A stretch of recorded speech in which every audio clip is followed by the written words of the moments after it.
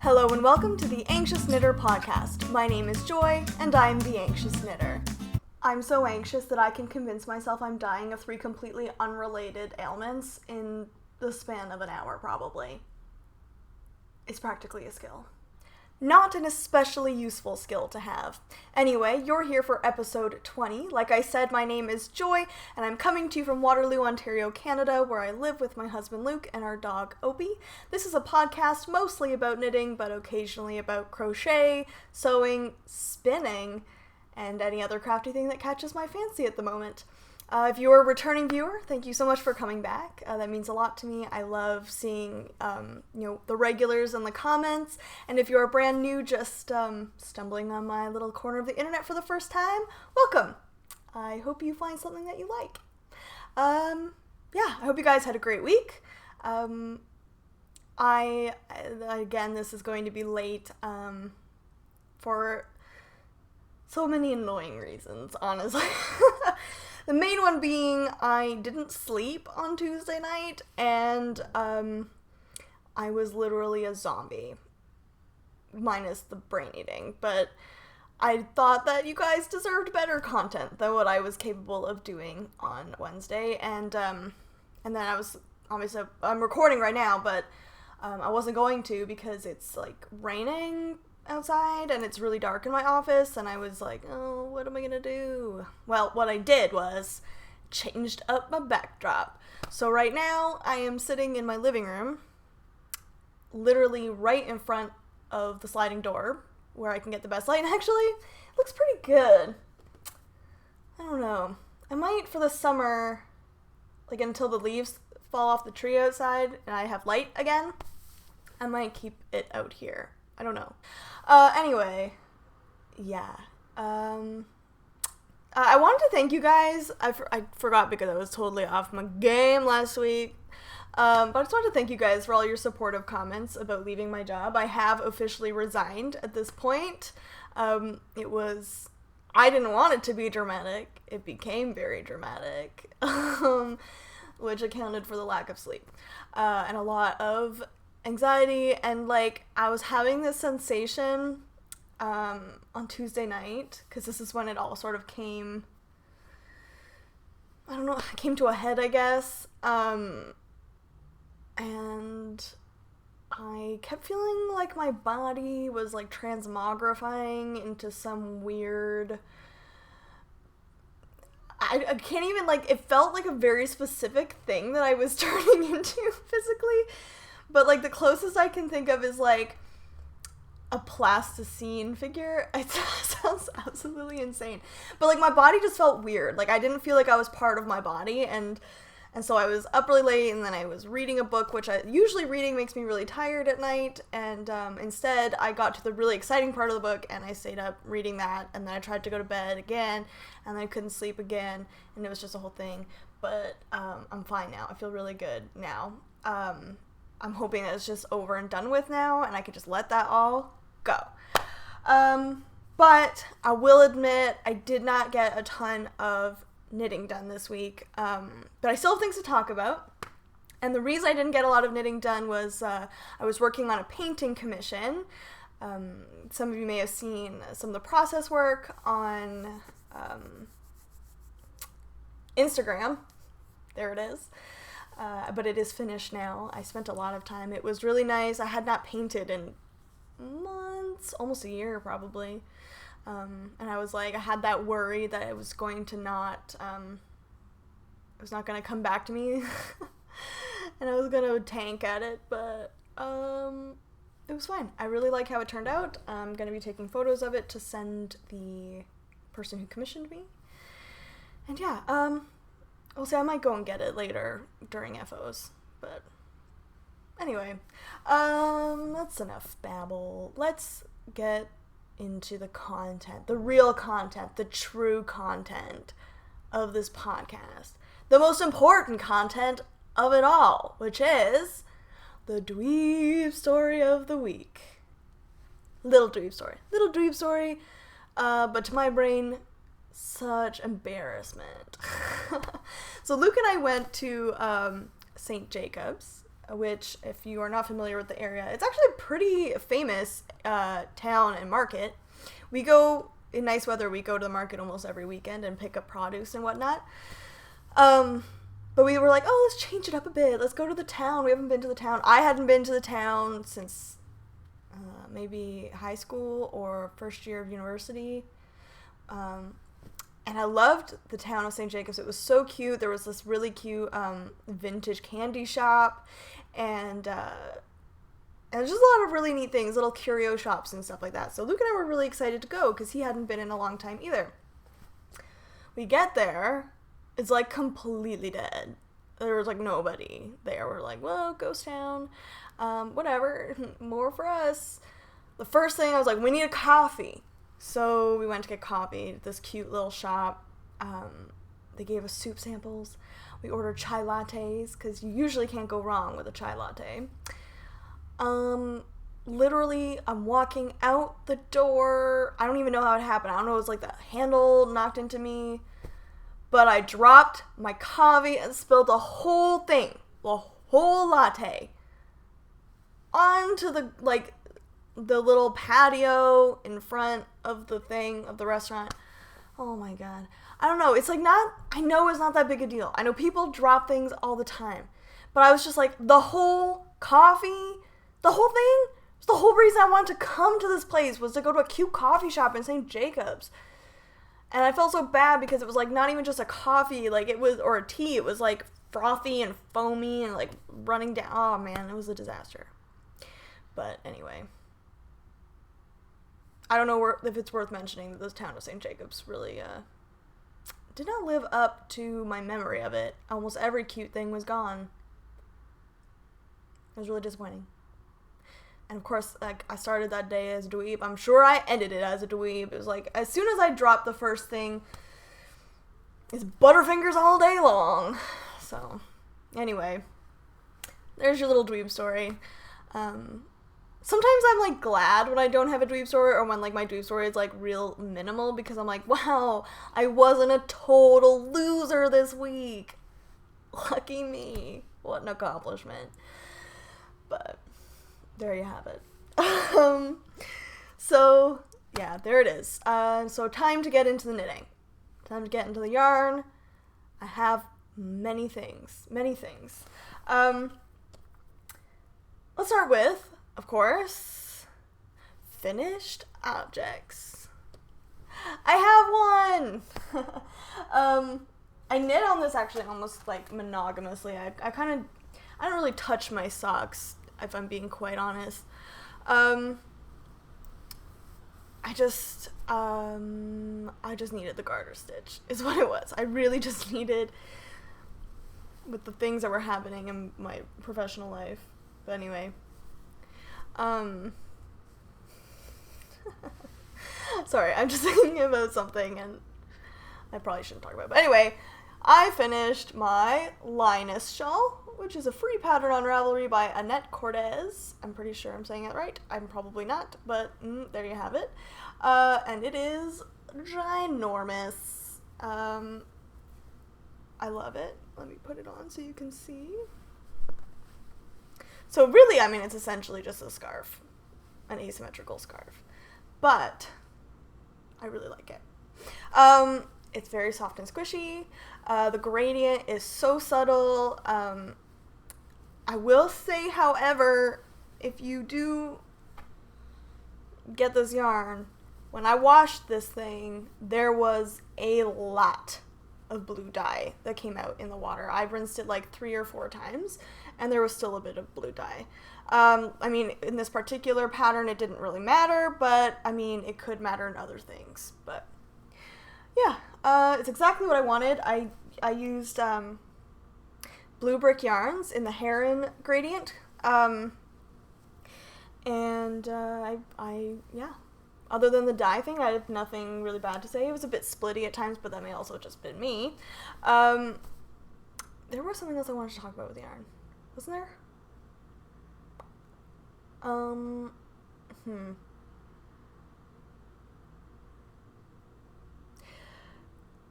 Maybe not. Maybe it was just a solid knit. It was a solid knit. I enjoyed it. It was easy, great couch knitting, great if you like to knit before bed. I have never done that, but if you like to knit before bed, I'm sure that this would be good for that too. It's just a 2 pattern repeat. Oh, that's what I want to say.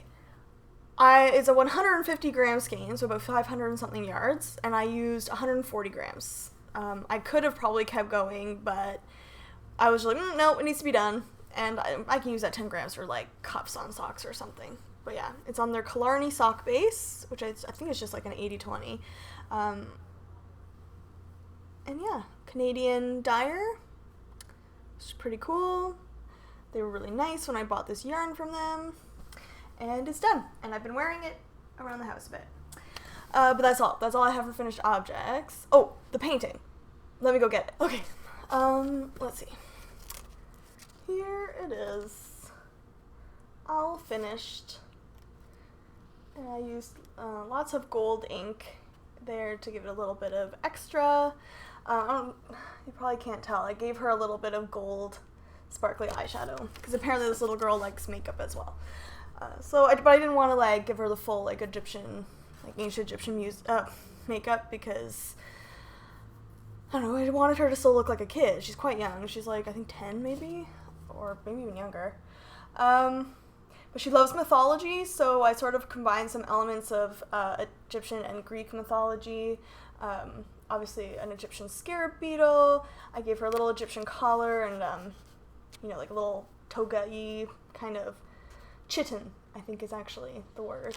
I gave her laurel leaves all around her hair and, like, olive branches because, I don't know, because they were pretty.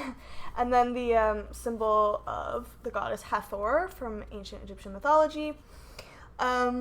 She's the goddess of femininity and joy, so I thought that was suitable for a child she's a very big smile. I can't paint teeth, so her smile's pretty subtle here, but in the pictures that were sent to me, she has a lovely smile. Yeah, I'm really happy with it, and I really hope they're happy with it. I love using gold and doing like gold halo kind of things. Yeah, so that's a finished object, I guess. It's crafty.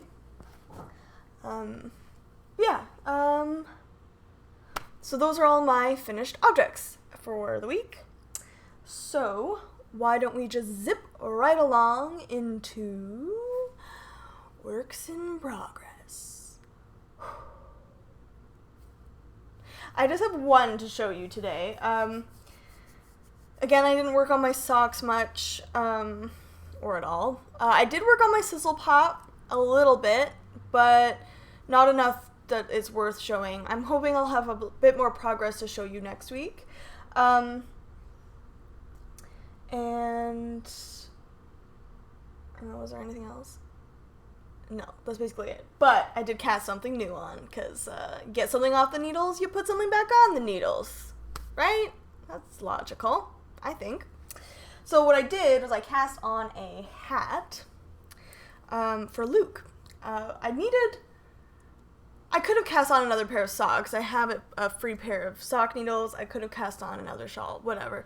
But I was like, I want to knit a hat. I've been knitting kind of a lot of the same thing, so I just need to change it up a bit. And I've been knitting a lot of stuff for me, and I figured I had bought this skein specifically to knit Luke a hat. I already had the pattern picked out, so why not just get it going? And obviously he's not going to be wearing it until the fall, but that's okay because it means that it's one less thing I have to knit in the fall, and I can save that time for gift knitting, if I so choose. So here it is right now. This is the Quist hat by Melanie Berg. I frickin' love this pattern. It's really cute. So I've just finished the brim, which is 1x1 twisted rib with, and then there's this like mock cable. It's actually the same mock cable. It's the St. John's wort stitch pattern that is from the Martine hat. So that was nice. I already knew how to do it. But yeah, it runs up the whole side of the hat just to give it a little bit of extra visual interest. I just started the texture pattern, so I don't know if you'll be able to see. All I've done right now is one of the twists. It's like it's a mock cable thing too. But it's really easy. It's really cool how it's done, and I think it's sort of a cool precursor to cabling without a cable needle, because this one is particularly easy to do that with. I won't tell you why, because you should just buy the pattern and knit it. But I really like it. I will say I'm like a little bit worried, because it just seems like you cast on a lot of stitches for this hat. Because the last hat I knit, Luke, was a sockhead hat. I think you only cast 144 stitches, maybe, and this is, it's quite a bit more, but at the same time, it doesn't look too bad. And I did drop down a needle size, because I didn't have a 3mm needle. Side story here. You know how I had said, you maybe don't know, it was such a stupid, whatever. With my Sizzle Pop, I cast on a 3.25mm needle, because I was like, oh, my Hyatt doesn't come with 3.5mm needles. Joke's on me, it does. I should have just looked at my needles. It's the 3mm needle that the set doesn't come with. So the pattern calls for 3mm needles for the ribbing, and then 3.5mm needles for the body of the hat. So I use 2.75mm needles for the ribbing. So maybe that will just kind of, just make sure it's pinched in a little bit more. But 3.5mm for the body of the hat I am doing. So yeah, I cast this on 2 days ago, maybe. I really enjoy it. I really like the look of the twisted rib for a hat. Still not a fan of it for socks, but for a hat, I like it. And the yarn is Yarn Indulgences. Do not remember the colorway name and do not have the ball band with me, but I can tell you that it was a one-of-a-kind, so I don't think you can get it anymore. But Yarn Indulgences is another amazing Canadian dyer. I'm using her yarn in my Sizzle Pop, and I have another skein that I'm going to knit myself a Quist hat with. But I like it. It's kind of... I love the forest green, but I also love you get these sort of pops of like navy, and there was a really cute little rusty speckle in here somewhere, but yeah, I really like it. It's funny how Luke always gravitates towards a green hat, but I also think it's funny because when I knit him the socket hat, I had just started knitting, and I was intimidated by the idea of, one, knitting hats, and two, even just knitting a fingering weight hat, and now I love knitting fingering weight hats. I love that this is not just plain stockinette. I just think the growth is really fun for me to, like, see in myself. It's just a very positive thing for me. And I feel like I've reached a point in my knitting where, okay, another side story really quick, because I don't have a ton of actual knitting to show you, is I was looking through my queue the other day, and I was looking at the patterns at the beginning of my queue, which I put there when I kind of first started knitting, and a lot of those patterns were like dream patterns that I never thought that I would actually be able to knit. I was like, I don't think I'm ever gonna get to this point, and I kind of had this realization that I've gotten to a point where I feel like I could knit just about anything if I really wanted to, and it really is more of like a feeling of, do I want to knit that instead of can I knit that? I feel really like empowered, and I feel like learning two-color brioche was sort of the thing that got me there, but also even before the two-color brioche, the colorwork hat I did, which is, I mean, obviously the most basic colorwork hat ever, but yeah, I just thought it was like really cool, like, to feel that confidence in myself. I feel like I'm sounding like an after-school special. Anyway, that's all I have for works in progress to show you that is worth showing you. I will probably, I'll talk about that in the announcement section, which is right now. So, let's get ready for Hear Ye, Hear Ye. Okay, I have lots of announcements, and I bet you've been waiting for this one, which is, okay. Sorry, let me just readjust my life here. My whole life to announce the giveaway winners. So, I am going to get the Ravelry group up right now. What? Hold on a second. I have to do something on my actual computer. Whoops. Okay.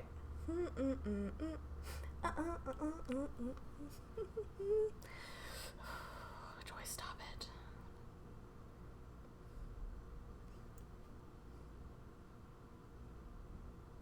Okay.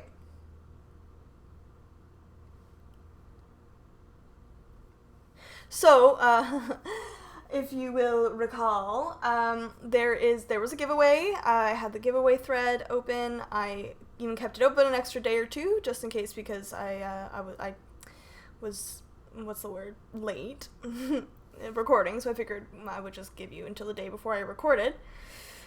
And you will be the winner of this prize, which was just to celebrate new beginnings and the end of my theater season.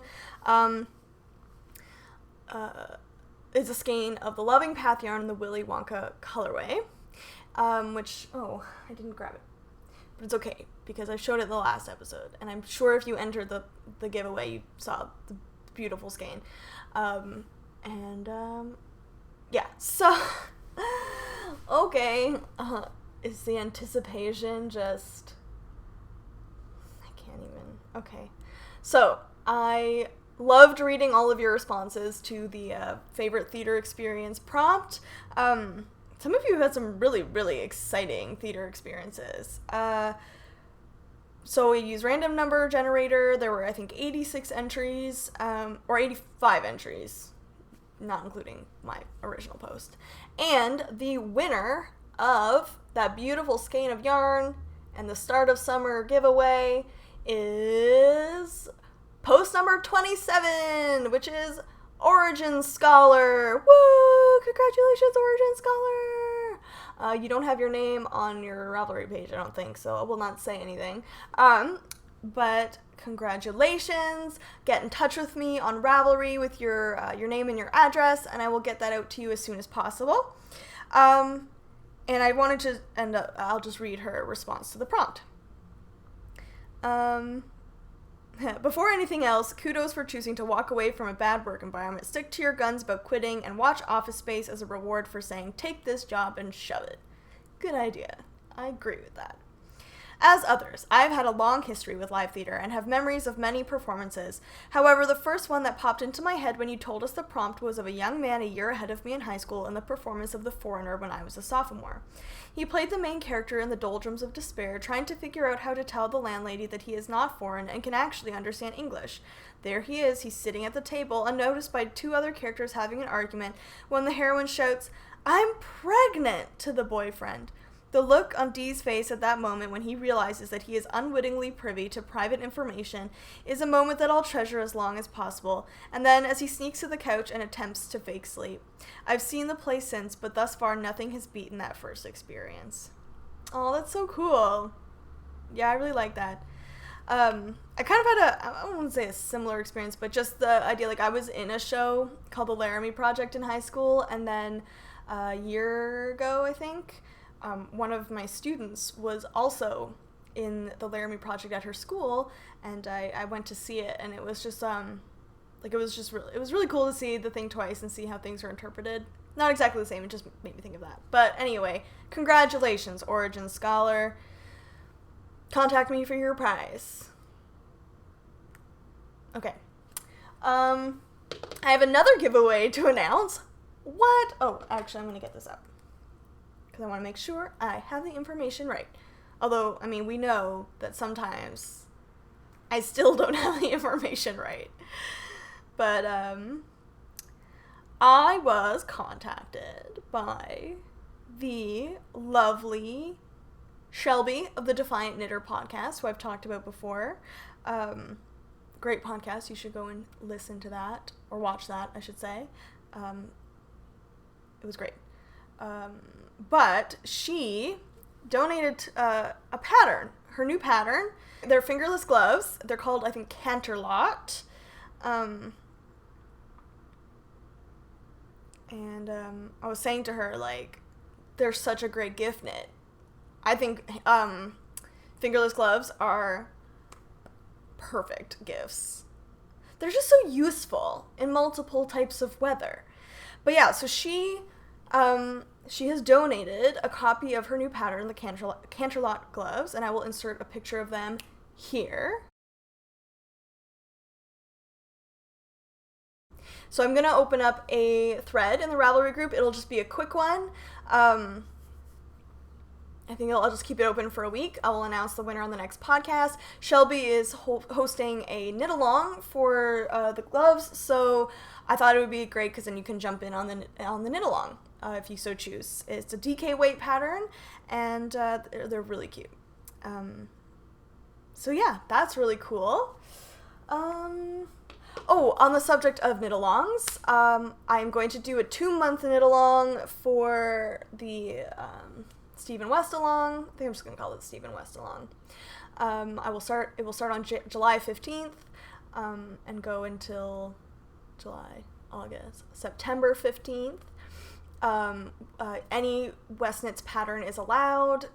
Shawls, sweaters, ponchos, hats, gloves, whatever other miraculous, the knit pants, you can knit those. I would love to see someone knit those. I really, actually, legitimately would like to see that. Yeah, so that will start on July 15th. I will open up the chatter thread a week before that. And the brioche along will also start on July 15th. I will open up the thread on the chatter thread on the same day. And that, of course, is a casual knit along where I will draw from the chatter. So every time you post in the chatter thread is an entry for you. And you guys can cheer each other along. I will help cheer you along. Although I don't know, I don't want to post in there and like ruin anyone's odds, but I will hit all the love buttons. Just know that. And that will be 1 month.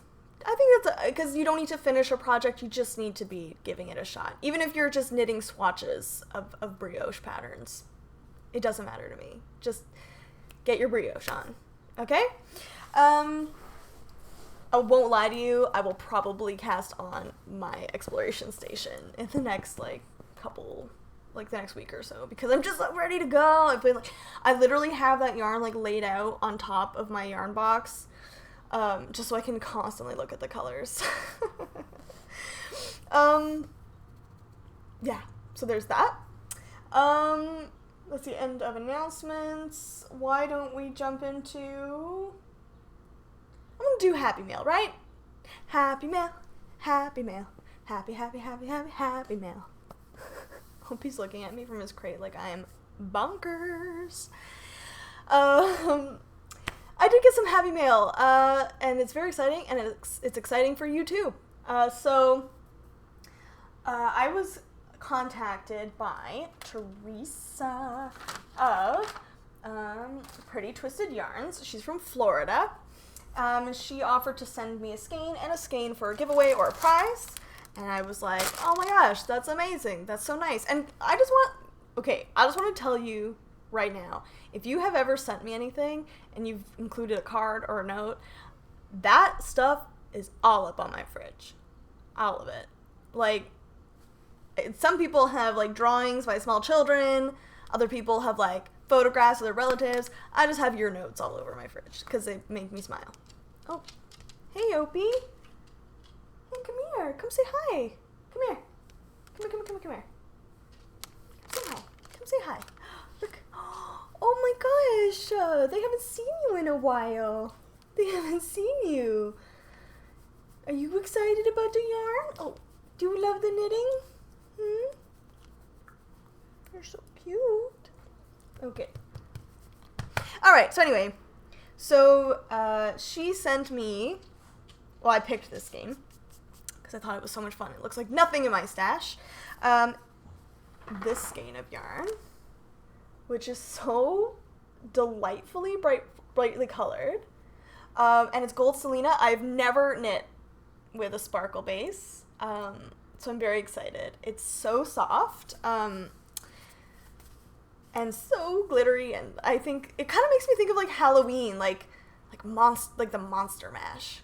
So I might hang on to these and knit Halloween socks with them, but at the same time, like, will I be able to resist? Unlikely, in all honesty. But yeah, so this is the did I say Boogie Nights? 75%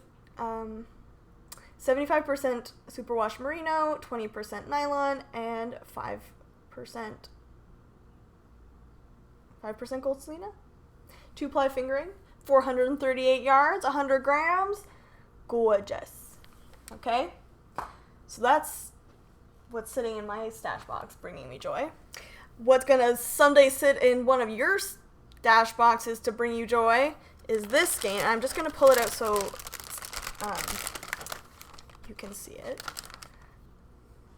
What? Look at that. Oh man, that orange. Oh, I love orange. I love orange so much.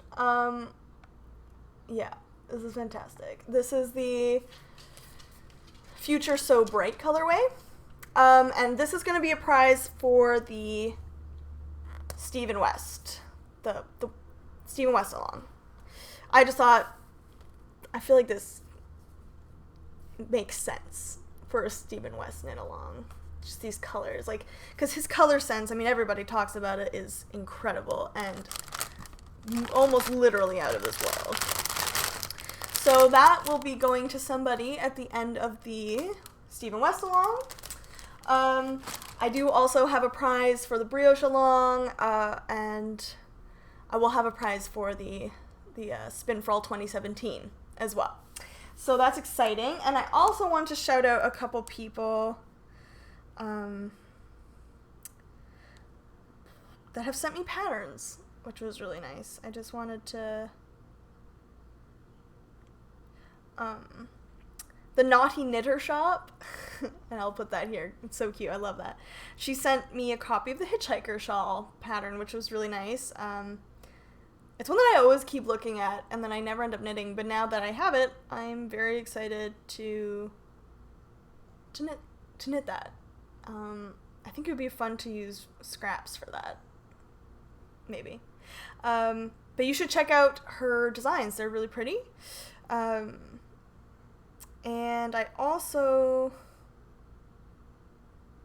received a copy of a pattern. The Nitty Crafter, who is Heather. Heather sent me a copy of the Sunwalker pattern by Melanie Berg, which I've had in my queue forever. I love it so much. I really want to dye yarn specifically to make this pattern, and that was just so kind. And I don't know, man. The thoughtfulness of the knitting community is too much. So, oh, guys, duh, I have one more thing for you before I end this segment, which is that you have a coupon code for Pretty Twisted Yarns. Pretty Twisted Yarns. Don't blow out. There we go. Yeah, so she has included for everybody a coupon code for 20% off in her Etsy shop, and the code is anxious20. I'm not entirely sure. I forgot to message her if there's supposed to be a space or not. So I mean, you can try it either way, and see which one works. But anxious20 is the basis of that. So yeah, go and get yourself some fun colored yarns, because she has some really fun colored yarns. Obviously, they're amazing.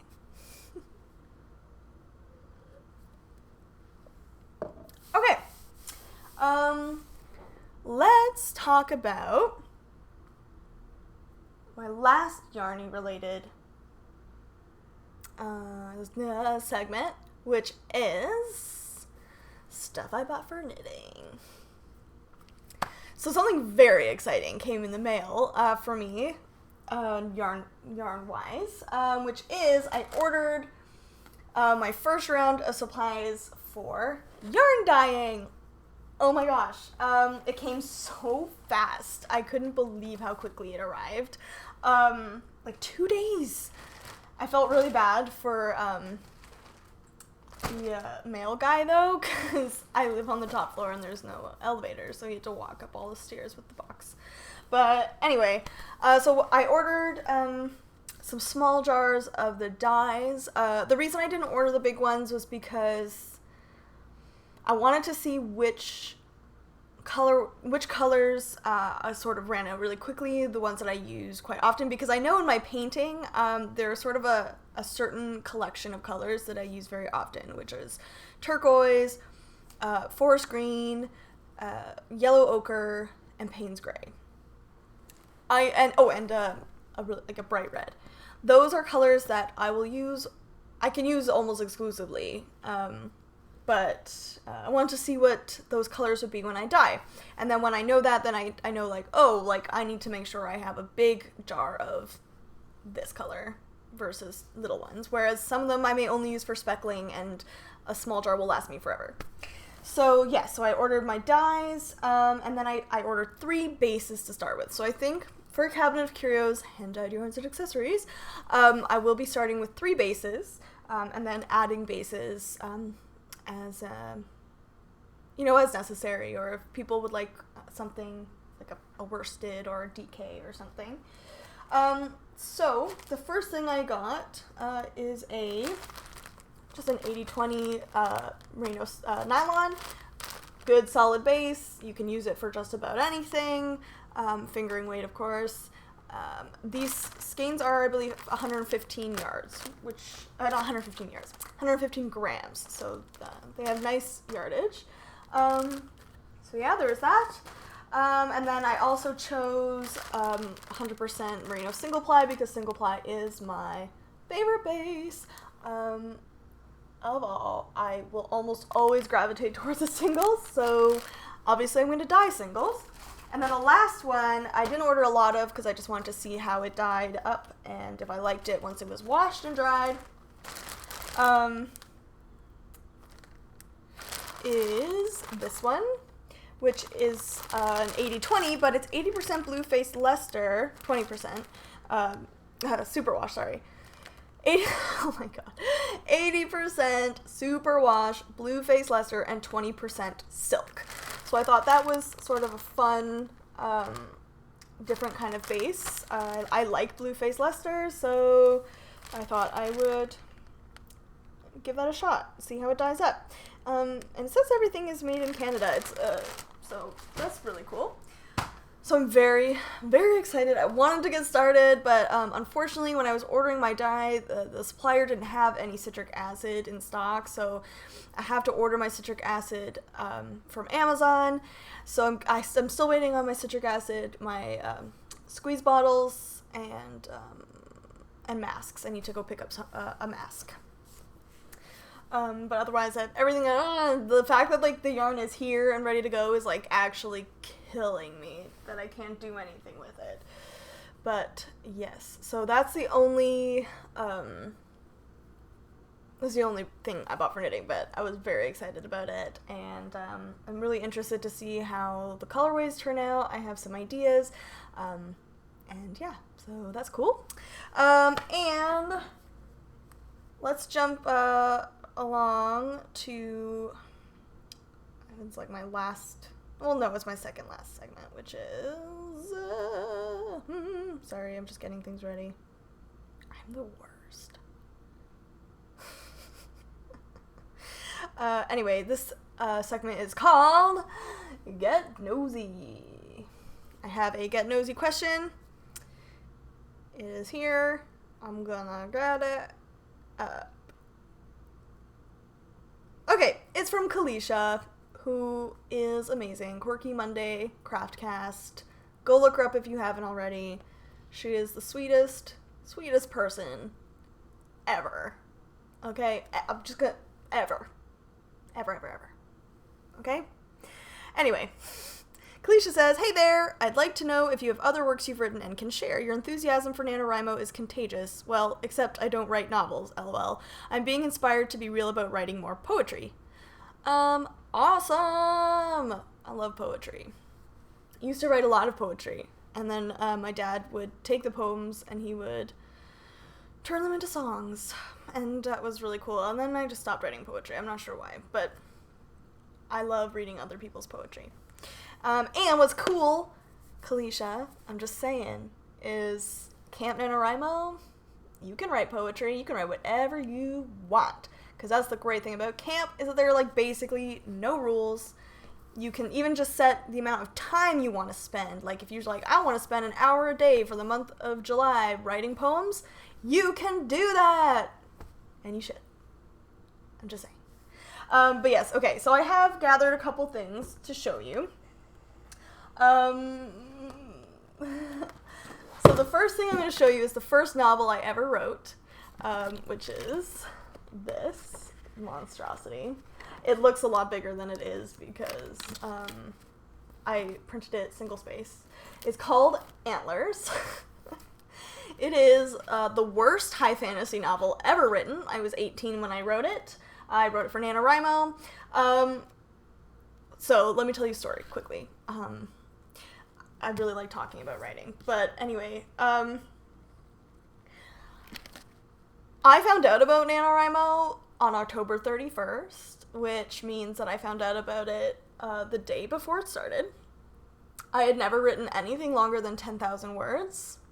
And I was like, I've had this character kicking around in my head for a while. Why don't I just try it? And I did, and I won. I finished a week early, I think, with like 56,000 words or 54,000 words, or I don't know. I'm sure I put it on my website.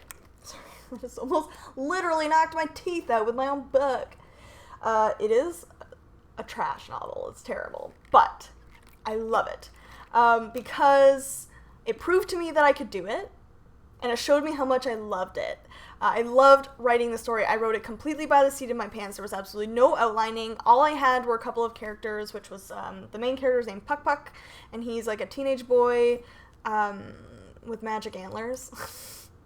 It was sort of about this like a world where there's humans, and then there's hybrids, and they're all like the result of magic transformation and stuff, like 1,000 years earlier. So you have people who have animal characteristics. So like he had antlers, he had a little deer nose, and he had like fur, but he was like shaped like a boy.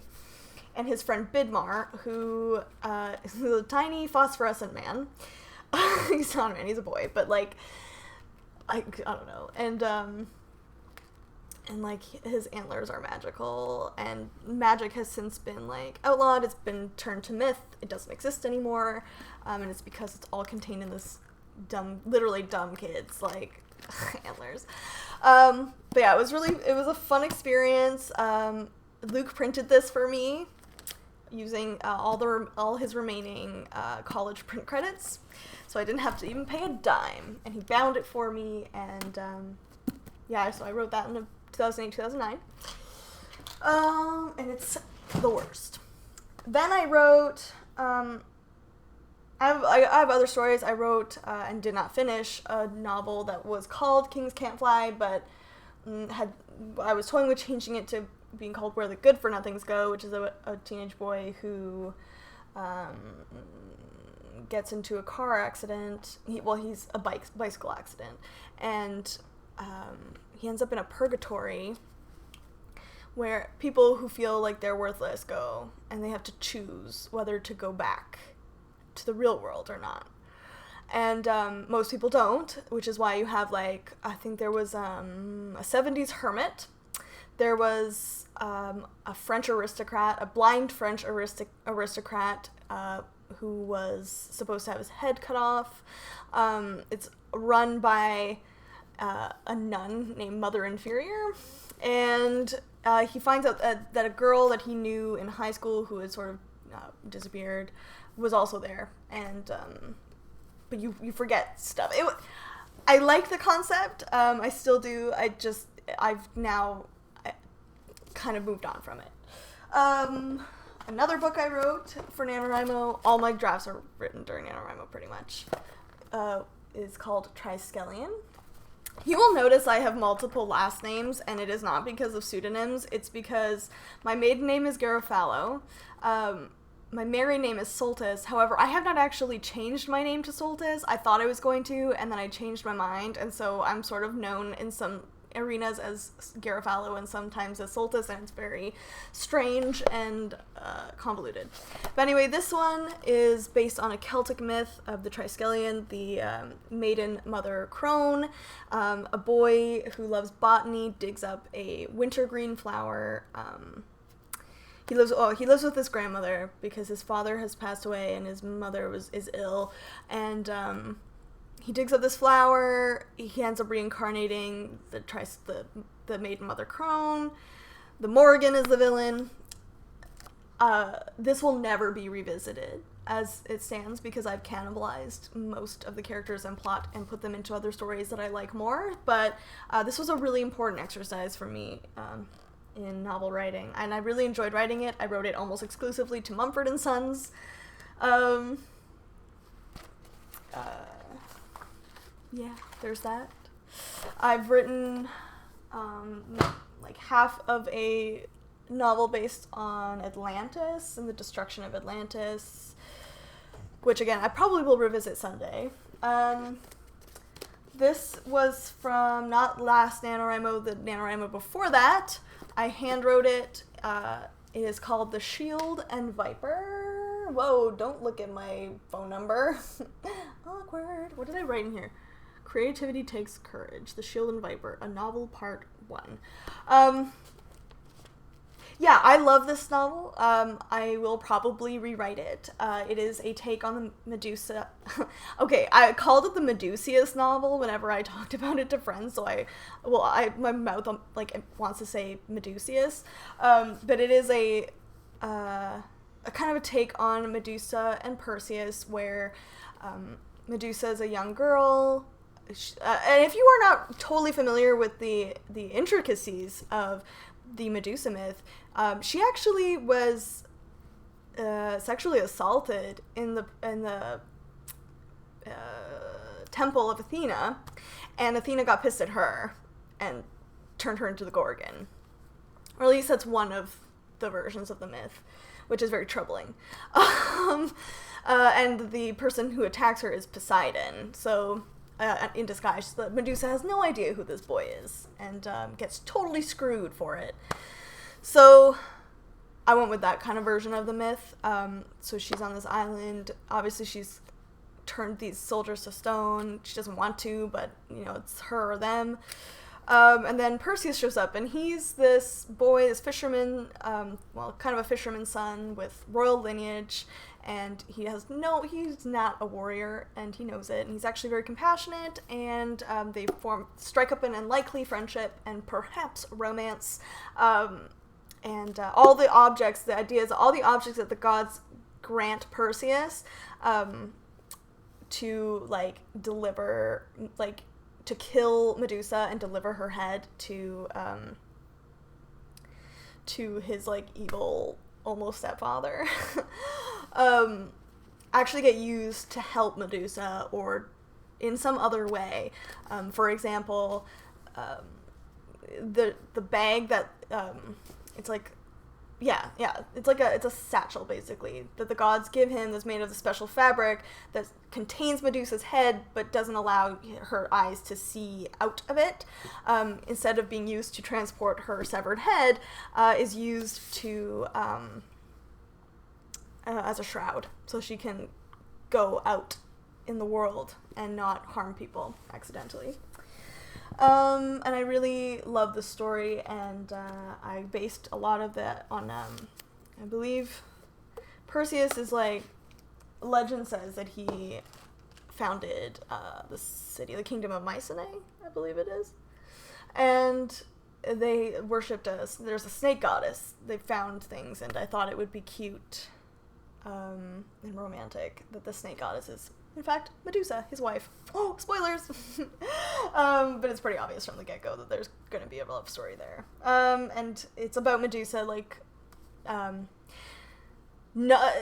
taking control of her power and not being afraid of it and learning how to use it, basically. And I really loved writing it. And there's other stories. I've written other things in between. But yeah, so those are sort of the things that I have worked on. Everyone gets better than the one before it. I learn a lot every time I write a book. But yeah, the Where the Skeleton Sleeps, though, is the first one I felt like this is the story that I wanted. I really wanted to tell. The fact that I kept revisiting it for like 4 years, always wanting to make it right because I loved the story so much, is why I've rewritten that one so many times and haven't quite gotten to these ones yet. But the one that I'm working on for this Camp Nanorimo is a rewrite, a complete from scratch rewrite. And I'm so stoked about it. I can't believe it's like Nanorimo starting in 2 days, and ooh, I'm ready. Okay, so I'm gonna zip through the next segment because it's almost 3 o'clock and I gotta take Opie out. I have places to be, and I'll tell you why in the segment called My Life, Etc. Okay, yeah, I do have places to be, for once in my life. I am participating in a Victorian night at a local house museum called Castle Kilbride. Oh, sorry. Luke texted me going, have you recorded your podcast? While I was recording. I'm just gonna text him back. Wow. Yeah. My friend works at Castle Kilbride. They do some fun things. They've done like princess teas where I've been Belle and Rapunzel. And this time, to celebrate Canada's 150th, they're having a Victorian night. So I have like a gown that I'm going to be wearing. I went and bought and styled a wig for it. I think it's going to be a lot of fun. Oh my goodness. Turn off your sound, Joy. So I'm interested to see how that works. And how that goes. I think it'll be great. And this is such wish fulfillment because I've always wanted a reason to dress up like a Victorian, and I've never had a reason, and now I do, and I'm gonna do it, and I'll probably take pictures and post them on Instagram. And the book I read that I like zipped through is the first book I read in like a year. Is Vengeance Road by Aaron Bowman. It's a YA Western, and it was so good. Definitely, I don't think everybody's cup of tea, and there were some things in it that there's like some repetitiveness that happened in it, but it didn't get in the way of enjoying it for me. A lot of great love story. I'm a sucker for a romance, guys. I really love love stories. I love YA love stories. I love like the innocence of teenage romance. I only write YA, and part of that is that I feel like I'm not qualified yet to write about actual like adults. Like I'm almost 30 technically, but I still don't feel like, and I've been married for 5 years, but I still don't feel like I'm qualified to write about being married or being grown up. Isn't that funny? Will I ever like go away?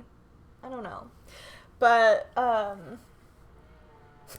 yeah, so it was really good, and I really liked it, and I cried a little bit. Yeah, that was good. Oh my goodness, there was definitely something I wanted to talk about. Oh, American Gods, the TV show based on Neil Gaiman's novel. We watched the first season. We binge watched it in like 2 days. So good. If you're a fan of Hannibal, you might like it because Brian Fuller did both of those, and you can definitely tell there's a certain way that it was filmed. But I really liked it, and I love the guy who plays Shadow. Great cast. Kristen Chenoweth, Anubis, and I think Ibis are so cool. I haven't read all of American Gods. Neil Gaiman is one of my favorite authors. I'm listening to his nonfiction book on audiobook right now, The View from the Cheap Seats. I just love him. I did start reading American Gods, but then I got distracted. You know, life happened. It's a long book. So eventually I will get back to that. But if you do not have... If you are not a particularly sensitive viewer, I recommend it. Because there's a lot of violence and mature themes. But I really like it. Neil Gaiman is everything to me. Yeah, I've been spending a lot of time preparing for Nanorimo. I almost, considered doing, a Camp Nanorimo video so that all you knitters who aren't writers don't have to listen to me babble about it. But I did something, kind of different for this one, where I did a tarot spread for each of my characters. I love tarot cards visually. I don't use them for divination or anything like that. I just think that they're a cool object. But what I did was I found a tarot spread that for your character, and it's just got different parts of the character. And then for me, what I liked about it was using the archetypal symbolism and the meanings behind the cards to kind of get into my characters' heads a bit. And when cards didn't work, as they inevitably don't when you're just pulling cards at random, I just pulled cards until I found ones that worked. And kind of made everything feel seamless, but it was really cool. And I also did all my main characters' Myers-Briggs personalities, which was also really neat because it was super accurate, and then I got a more sort of in-depth view of the characters. And I'm a very character-driven writer. If you really like fast-paced plots, you would probably not like my books. I really enjoy relationships and personal idiosyncrasies and stuff like that. Oh, sorry if you can hear the lawn work going on outside. So, yeah, it was cool. It was a fun exercise. It was, I learned a lot about characters and whatever, but if you're stuck for characters or even for plot, I would just go to a tarot card meeting site and just start scrolling, because you'll probably learn a lot, and it just sparks ideas, right? Tarot decks are just card decks. I mean, you can use them to play Go Fish if you want. Just take out the major arcana. But anyway, I think that's it. I think I'm going to leave it there. I'm at about an hour, a little less with editing. I feel good about that. I hope you enjoyed the episode. If you would like to find me elsewhere on the internet, you can find me on Ravelry as dabblejoy. You can find me on Instagram as Rhineland Story, and I will leave the link for the Ravelry group below.